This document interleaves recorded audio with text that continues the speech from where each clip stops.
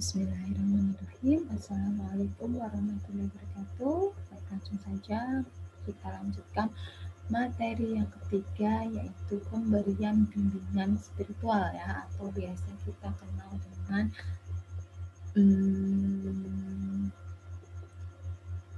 apa itu? Bimbingan rohani Islam.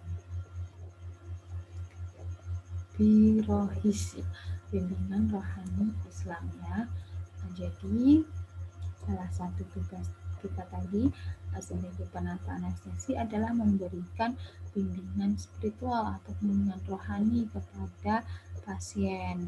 Balik lagi seperti yang saya jelaskan pada materi yang dulu, kalau bimbingan ini di rumah sakit entah kita bisa lakukan atau harus dilakukan oleh tim dari bimbingan rohaniawan sendiri. Nah, ini yang saya bilang perbedaan di peraturan rumah sakit ya. Singkat saja penjelasan saya, karena memang saya hanya menambahi sedikit dari penjelasan yang sudah ada di materi sebelumnya atau sudah dijelaskan oleh Pak Teguh, jadi saya menambah sedikit. Untuk penjelasan hari ini kita ulang lagi atau kita pelajari mengenai bimbingan spiritual pada pasien yang akan menjalani anestesi, kemudian bimbingan spiritual pada keluarga atau apa yang harus kita berikan, apa yang harus dilakukan terhadap keluarga pasien, karena yang namanya klien itu tidak hanya pasiennya tapi juga keluarga pasien. Dan pendampingan atau pemberian bimbingan spiritual saat pasien mengalami sakaratul maut ya. Apalagi kalau membahas tentang sakaratul maut ya, saat COVID seperti ini, banyak pasien-pasien yang COVID itu meninggal tanpa dibimbing ya, tanpa ada bimbingan sakaratul maut, karena jangankan bertugas ya, pasiennya supaya tidak boleh masuk, hanya melihat dari CCTV. Pasien harus menghadapi kematiannya sendiri tanpa dibimbing, tanpa ditemani ya di akhir hayatnya gitu. Ini sangat menyedihkan sekali sebenarnya, tapi ya kembali lagi itu peraturan rumah sakit yang memang tidak memperbolehkan keluarga untuk masuk pada pasien-pasien COVID. Tapi insya Allah kita doakan personal atau pasien-pasien seperti ini itu tergolong pada mati syahid ya, karena dia meninggal akibat wabah atau penyakit ya. Baik, langsung saja kita masuk ke pengertiannya. Nah, apa itu spiritual ya? Jadi spiritual itu apa sih? Kita selalu membicarakan spiritual itu kan, spiritual itu kekuatan roh gitu ya. Jadi apa itu spiritual? Jadi spiritual adalah hal yang berhubungan dengan atau bersifat kejiwaan. Jadi memang berhubungan dengan rohani atau batinnya. Kemudian spiritual juga bisa dikatakan kesadaran manusia akan adanya keterhubungan antara manusia dengan Tuhan, yang dimana kita konteks Tuhan di sini adalah Allah. Kenapa tadi saya sebutkan dengan rohani? Karena spiritual itu berhubungan dengan rohani, jiwa ya. Kesadaran manusia akan keterhubungan antara manusia dengan Tuhan. Jadi kekuatan spiritual itu yang benar-benar jiwa kita sadar atau kita yakin kalau ada kekuatan di dunia ini yang tidak terkalahkan, itu kekuatan dari Allah ya. Makanya banyak keajaiban karena pasien meninggal jadi hidup lagi itu karena ada campur tangan Allah, ada keajaiban yang Allah berikan pada kita. Jadi kita yakin ya, kekuatan spiritual itu kita yakin kita itu terhubung, hati kita terhubung kepada Allah, sehingga kalau kita itu berdoa, kita itu berserah diri, maka Allah yang akan memberikan kekuatan. Tiba-tiba aja ada kekuatan yang tidak tampak yang menyebabkan kita itu kuat ya, atau kita nggak lemah menghadapi kondisi. Nah itu berarti memang spiritualnya sudah mantap gitu ya. Selanjutnya apa itu bimbingan spiritual? Nah kita sebutkan bimbingan spiritual sama dengan bimbingan rohani Islam ya, adalah proses pemberian bantuan, pengembangan wiraan dan pengobatan rohani. Jadi yang diobati memang hati ya, pengobatan rohani dari segala macam gangguan dan penyakit yang mengotori kesucian fitrah rohani manusia, sehingga harapannya dengan bimbingan rohani ini manusia merasa sejahtera meskipun dia dalam kondisi sakit, tapi dia merasa sejahtera dunia dan akhirat yang paling penting ya. Kemudian pengertian lain dari bimbingan rohani Islam di rumah sakit adalah, nah kalau kita hubungkan BIM Rohis ini dengan pelayanan rumah sakit, yaitu bimbingan rohani Islam di rumah sakit adalah pelayanan yang memberikan santunan rohani kepada pasien dan keluarga dalam bentuk pemberian motivasi agar pasien dan keluarga merasa tabah, kemudian ikhlas, sabar dalam menghadapi cobaannya, serta memberikan tuntunan doa, cara bersuci, sholat, dan amalan-amalan yang harus dilakukan dalam kondisi sakit. Jadi, bimbingan rohani itu sama saja dengan eh, pelayanan santunan rohani yang diberikan kepada pasien dan keluarga. Makanya di sini kalau kita lihat job desk-nya ya, kalau kita lihat tugasnya itu memang akan lebih pas ketika dilakukan oleh perawat ruangan. Cuman nggak ada salahnya ketika kita sebagai penata anestesi melihat pasien seperti ini, kita juga bisa memberikan tuntunan ya, kita bisa memberikan motivasi, kita bisa memberikan paling tidak yang seperti saya jelaskan sebelumnya, paling tidak kita itu meminta atau membimbing pasien untuk berdoa, berzikir, ikhlas, tabah ya. Kalau kita tidak bisa sampai membimbing dia bersuci, sholat ya, atau melakukan amalan lain kewajiban dia saat dia sakit. Nah, kenapa sih kita sebagai penata anestesi itu harus memberikan bimbingan rohani? Tujuannya apa? Jadi ada beberapa tujuan kenapa kita harus memberikan yang namanya bimbingan rohani. Kenapa ini penting diberikan pada saat Anda awal masuk sebagai mahasiswa, agar ini diingat ya, harapannya itu diingat nanti ketika saya jadi penata anestesi. Oh, saya masih ingat nih pelajaran atau materi dari Bu Ana gitu, dari Pak Teguh gitu. Kalau kita itu harus memberikan bimbingan rohani dengan tujuan-tujuan berikut ya. Jadi apa tujuannya? Yang pertama, menyadarkan pasien agar menerima cobaan yang sedang diderita. Jadi kita sadarkan pasien, kita kembali mengingatkan ke pasien kalau cobaan ini harus diterima, harus ikhlas menerima cobaan.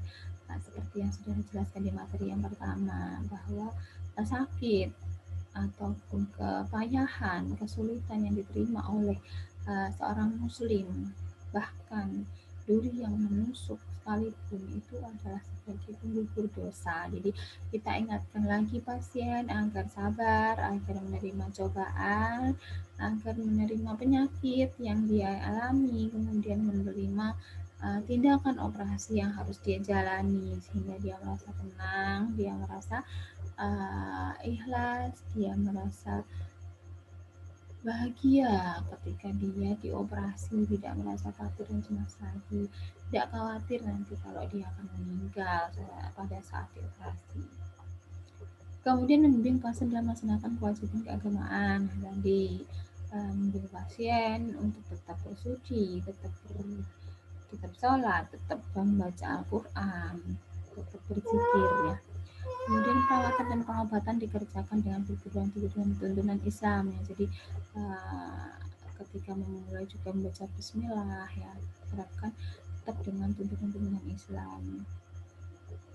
Kemudian menunjukkan perilaku dan bicara dengan kode etik. Nah, tujuan ini juga untuk menunjukkan perilaku kita, menunjukkan cara bicara kita sebagai penata anestesi, secara kode etik kedokteran, kode etik perawatan itu kita junjung tinggi kode etiknya itu harus seperti apa kita berkomunikasi ya. Selanjutnya, ada bentuk-bentuk bimbingan rohani bagi pasien. Apa saja? Yang pertama adalah bimbingan spiritual, gitu ya. Nah, jadi bimbingan spiritual itu sebagian dari bimbingan rohani, gitu ya. Bimbingan spiritual yaitu kita berusaha untuk mengajak pasien agar dia merasa dekat dengan Allah, mengajak pasien untuk mendekatkan diri kepada Allah selama dia menjalani prosedur operasi atau selama dia sakit ya. Caranya bagaimana? Kita ajak pasien untuk berzikir, berdoa, membaca Al-Quran, atau paling tidak mendengarkan murotal dari HP. Nah, itu sudah cukup untuk mengingatkan pasien untuk mendekatkan diri kepada Allah. Kemudian yang kedua, bimbingan psikologis. Nah, ini penting sekali ketika pasien akan operasi, itu pasti dia akan merasa cemas, putus asa, takut mati, ya, takut operasinya gagal. Nah, itu bimbingan psikologis ini kita berikan untuk mengatasi masalah-masalah tersebut ya. Semua masalah-masalah psikologis diharapkan bisa terselesaikan dengan adanya pemberian bimbingan psikologis dari penata. Kemudian bimbingan fikih sakit. Nah, kalau fikih berarti kita berbicara tentang tata cara ibadah. Nah, bagaimana tata cara ibadah orang sakit? Apa aja rukhsah atau keringanan bagi orang yang sakit? Karena tetap kewajiban itu tetap dilakukan meskipun dia sedang sakit, tapi Allah memberikan rukhsah atau keringanan pada pasien yang sakit, pada musafir ya, itu agar kita tetap bisa melaksanakan kewajiban kita meskipun kita sedang ada uzur atau ada halangan ya. Yang pertama, bimbingan spiritual pada pasien yang akan dianestesi. Nah, kalau Anda pernah mungkin mengalami atau menjalani operasi mungkin atau dari keluarga yang dari operasi ya. Kalau kita baca-baca, kita amati, ada beberapa pengalaman pasien yang begitu anestesi itu adalah khawatir, entah itu karena gagal, cacat, atau bahkan kematian. Kemudian merasa gelisah ya, takut, tidak tentram, dan keluhan fisik lain. Nah, keluhan fisik psikosomatis misalnya, dia jadi deg-degan, tekanan darahnya bisa jadi tinggi ya, kalau tinggi yang tidak jadi operasi, ditunda, ya. Jadi kita harus menenangkan pasien kalau dia melakukan fisik yang lain ya. Belum lagi keluhan dari penyakitnya. Nah, apa saja penyebab pasien cemas itu? Bisa jadi karena diagnosis keganasan ya, penyakit yang dialami itu termasuk ganas, kanker stadium lanjut, stadium akhir misalnya ya. Kemudian penyebabnya juga anestesinya, mungkin dia harus mengalami general anestesi, harus mati secara umum ya, di anestesi secara umum seluruhnya, itu bisa menyebabkan pasien cemas. Kemudian nyeri sakit sekali yang dirasakan itu juga bisa menyebabkan cemas, keterbatasan permanen, ketakutan akibat kurang pengetahuan ya, jadi tidak tahu prosesnya seperti apa, kurang tahu nanti apa yang akan dialami setelahnya. Nah, ini semua bisa menyebabkan cemas. Dan sakaratul maut ini adalah penyebab cemas terbesar ya, takut mati ya, takut meninggal pada saat sakaratul maut. Nah, selanjutnya bimbingan spiritual apa yang bisa diberikan? Yang tadi berikan motivasi agar pasien lebih bersabar, motivasi untuk berzikir kepada Allah, yakinkan bahwa semua takdir Allah itu yang terbaik, dan banyak berdoa untuk kelancaran operasi. Tadi sama yang dibahas pada awal-awal slide tadi ya, harus bersabar, kita motivasi terus, kita minta untuk berzikir, kita yakinkan semua takdir Allah itu yang terbaik, dan berdoa agar operasinya lancar. Ini terlihat sepele ya sebenarnya ya, tapi yakinlah motivasi yang sederhana seperti ini itu bisa memberikan kekuatan sendiri pada pasien. Lagi-lagi sampaikanlah dengan hati, karena apa yang disampaikan dari hati akan masuk juga ke hati. Kalau Anda sebagai penata anestesi menyampaikan dengan hati, menyampaikan dengan ikhlas sungguh-sungguh, maka bisa diterima oleh pasien. Tapi kalau hanya sekedar formalitas, sekedar kewajiban, guguran kewajiban, ya itu entahlah diterima pasien atau tidak, ya saya kurang tahu kalau tidak benar-benar dari hati kita menyampaikannya. Sama seperti saya menjelaskan seperti ini, kalau saya jelaskan dari hati, insya Allah kalau hati Anda itu sedang seperti gelas kosong pikirannya, maksudnya bisa menerima materi diri saya, kemudian hatinya itu bersih ya, diberikan seperti kaca, maka itu bisa insya Allah tembus ke hati juga, gitu ya, semoga ya. Kemudian yang kedua, bimbingan spiritual pada keluarga. Apa yang bisa kita lakukan pada keluarga? Nah, saya ulang lagi nih pernyataan dari Pak Teguh ya. Jadi bimbingan spiritual atau kewajiban kita pada keluarga adalah mengajarkan keluarga untuk bersabar ya. Jadi yang diajarkan bersabar bukan hanya pasien tapi keluarga juga, karena keluarga juga yang akan mempengaruhi kondisi pasien. Kalau support system dukungan keluarganya bagus, maka pasien bisa cepat sembuh.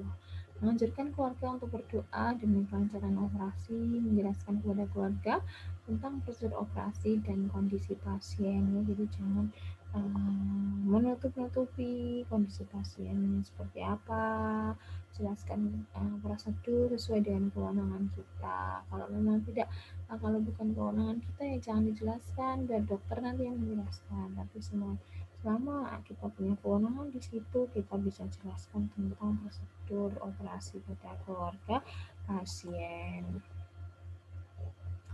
Kemudian tindakan yang diberikan pada keluarga yang ditinggalkan, misalnya pasien yang meninggal di meja operasi, beri support saat keluarga sedang masa berkabung, siapkan tempat khusus untuk keluarga yang sedang berduka, bergabung, beri kesempatan keluarga untuk bersama jenazah sesaat, bantu keluarga membuat keputusan dan perencanaan tentang perawatan atau pemulasaran jenazah. Lagi-lagi ini bisa diterapkan jika pasiennya non-COVID ya. Kalau pasien COVID sudah tidak bisa lagi kita menerapkan hal-hal seperti ini karena semuanya tertutup untuk keluarga, semuanya diurus oleh petugas Satgas COVID ya. Kemudian yang ketiga, bimbingan spiritual atau pendampingan pasien pada saat sakaratul maut. Nah, jadi kalau kita bilang sakaratul maut berarti pasien yang menuju ke kematian. Kemarin Pak Teguh sudah menjelaskan juga tanda-tanda pasien meninggal atau tanda-tanda klinis kematian pasien ya. Jadi saya tidak jelaskan lagi di situ. Yang menjelaskan sakaratul maut itu apa sih? Sakaratul maut adalah kondisi pasien yang sedang menghadapi kematian ya, atau mendekati kematian diawali dengan tanda munculnya dengan munculnya tanda sakaratul maut yang membutuhkan pendampingan. Jadi kita harus dampingi pasien saat sakaratul maut. Apa saja yang bisa kita lakukan? Sebentar, sampai sini ya. Pendampingan apa yang bisa kita berikan pada saat sakaratul maut?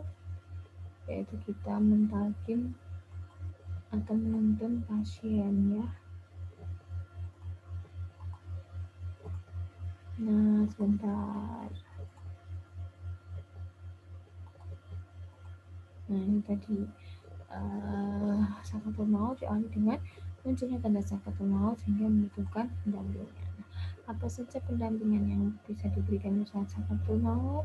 Beri ketenangan dan kesan yang baik pada pasien dan keluarga. Berikan rasa tenang dan puas jasmani dan rohaniah pada pasien dan keluarga.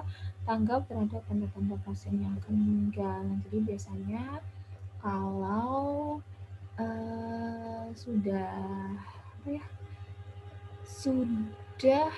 terbiasa, sudah jam terbangnya tinggi, itu sudah bisa membaca dia ini pasiennya mau meninggal atau belum. Nah, kita bisa lihat dari tanda-tanda vital ya, tekanan darah mulai turun, nadinya turun, nafasnya sudah mulai turun, semuanya turun ya.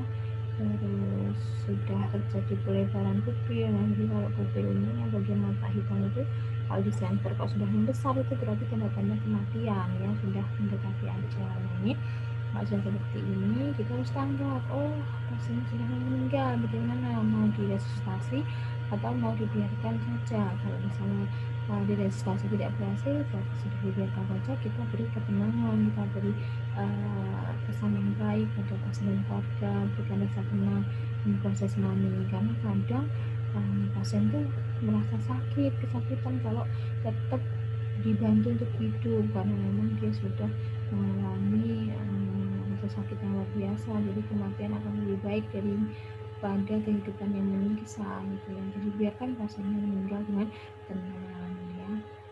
This end of life ya, biarkan dia meninggal dengan damai. Nah, tugas perawat apa? Memastikan pasien meninggal dengan damai dan tenang ya. Meninggal dengan kedamaian, jangan sampai pasien merasa sakit lagi.